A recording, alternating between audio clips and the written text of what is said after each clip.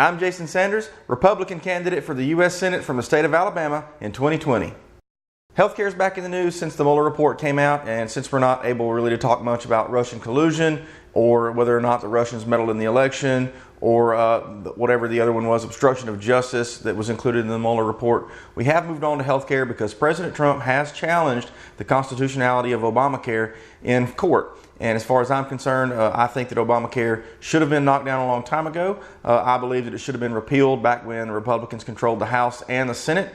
And for whatever reason, we elected to just try to fix what was already a broken system in the first place. So let me get right into what I believe the problems are and how I would go about fixing those problems. The bottom line is fixing healthcare is a huge problem, and it's going to take a lot of steps to get it done. And I just don't see a way where we can come up with a million moving parts and put them together into some sort of bill, pass that bill, and have it all work flawlessly. In my opinion, we need to tackle these problems one at a time and allow the small victories to add up. So step one for me, the very first problem that I would want to solve is make hospitals justify why they charge what they charge. For instance, I want hospitals to be able to make enough profit to cover their overhead costs, but I just can't see a reason that an IV bag that costs less than $1 should be billed out to a customer at around $800. To me, that's just an insanely high markup. And really the only reason they're allowed to get away with it is because the end consumer doesn't know about it until it's too late.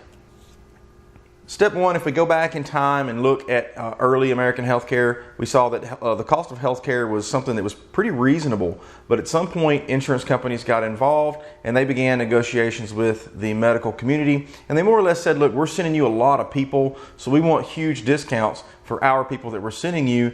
And the medical community and the insurance community went back and forth. And at the end of the day, a plan was kind of cooked up where the hospital said, okay, we'll give you the discount, but only after we inflate the prices to offset the discount we're giving you. So in reality, you're not getting a discount at all. And so what we have is a situation where that basic business model has run away with itself for decades and decades. And every time the hospitals say, well, we need to raise a little bit more money, we need to raise a price here or there, your insurance providers are having to now absorb that higher cost, and so they raise the cost of your insurance and they pass that along to you as a consumer. And that's ultimately led to just runaway pricing within the hospitals, runaway pricing for any kind of health care at all, and of course runaway pricing for the health insurance to go with it.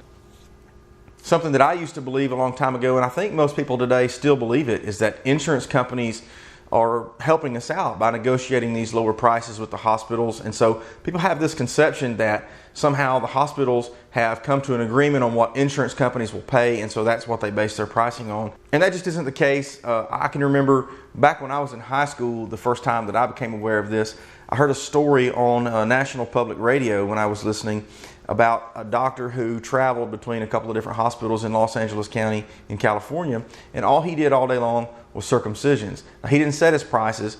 Each hospital simply paid him a salary, and then they set the prices and sent those bills to the insurance companies of those patients. And what they found was that at one hospital, the cost of a circumcision was around a couple $100, maybe $275, something like that.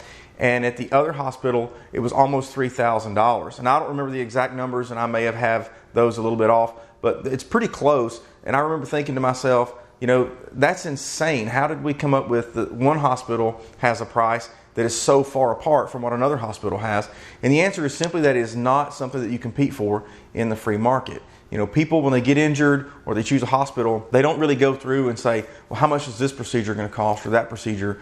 For one reason, hospitals won't give you that information. The other reason that we don't do that is we mostly just look at our insurance company and we see what hospitals are covered under our network, and that determines where we go and not so much price. And so at the end of the day, these hospitals have been allowed to run unchecked, and so the cost of this stuff is just something that they appear to be just making up out of thin air. Let me give you a few examples that I took from a TED Talk that was given by Jean Pinder. I may be mispronouncing that, hopefully I'm not. But in her research, she found that you could get an MRI done at one hospital for $475, but just a few miles down the road, another hospital for a same MRI was charging $6,221. Another instance was a blood test that would cost $19 at one hospital, just a few miles away. The same blood test could cost $522 at a different hospital. And then, of course, an echocardiogram, $200 at one hospital or $2,150 at another hospital. Another example, and this was an example that personally happened to me. I went in a few years ago, going to have a procedure done, and at the time I had what's called a health savings account, and my deductible was going to be covered by me out of that health savings account. So it's more or less like I'm paying cash for that service as long as I don't go over the deductible. And I went to the service provider and I said, hey, how much for this service? And he gave me a price of around $3,100, somewhere in that neighborhood. And I said, well, what if I'm paying cash? And very quickly the lady said, oh, well, if you're paying cash, it's about $750. And of course my question was, wow, why is such a big difference in the price? And she said, you know, dealing with insurance companies, there's a lot involved. Ton of paperwork, a lot of people have to be paid for their work along the way.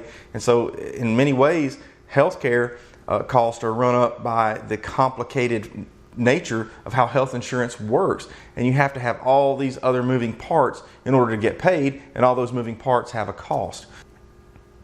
Another huge problem with the cost of healthcare is that we have plenty of people who are qualified to be doctors, who could make it through medical school, who could of course become a doctor and be a great service provider. But the medical community itself is who determines how many slots are available for medical school, and they keep that number low intentionally in order to keep the salaries of doctors high. Now don't misunderstand, I definitely want doctors to be paid well, but I just don't see a scenario where the free market would ever support an $800,000 or $900,000 salary for, say, a bone surgeon. In my opinion, I think that wage is artificially high due to the way the insurance companies and the medical industry works together and to create this pricing structure. Another part of that same puzzle is making hospitals publish their prices online. If you were going in for a procedure and you had to look online and you were able to see how much hospital A charges versus hospital B charges for that same procedure, it may make a difference in where you go, especially with modern insurance plans seeming to be moving toward a way where everybody has a little bit of skin in the game when they have to pay the bill at the end. So I just don't see a reason why publishing prices wouldn't also help that out. At the end of the day, this comes down to getting the cost of medical care itself down so that the insurance companies are able to pass the savings along to the customer instead of passing the cost along to the customer. I personally don't believe the answer is coming in and twisting the insurance company's arm right away. That would come later on after we manage to figure out exactly what a fair price is for general services. And as a caveat to that, there's just no scenario where there aren't going to be any expensive services. Some healthcare services are just going to cost a lot of money, and there's just no way around that. But other healthcare services are costing a lot of money, and there's no justification for it.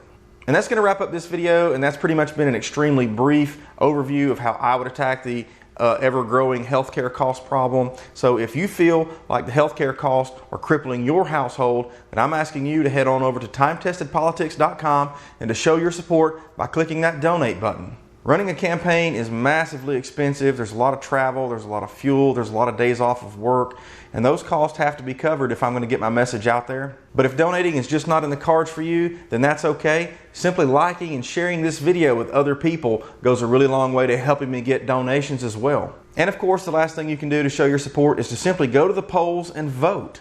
There aren't many things out there that are more powerful than the vote of the public, and so use that power to make change in your government. As a side note, I'll be including some links in the video description of where you can see a couple of other videos that I found in doing research for this video. These are probably the two most entertaining videos that I found regarding this topic, so go ahead and click those and watch those as well. And even if you don't like my video, maybe you'll like and be able to share those.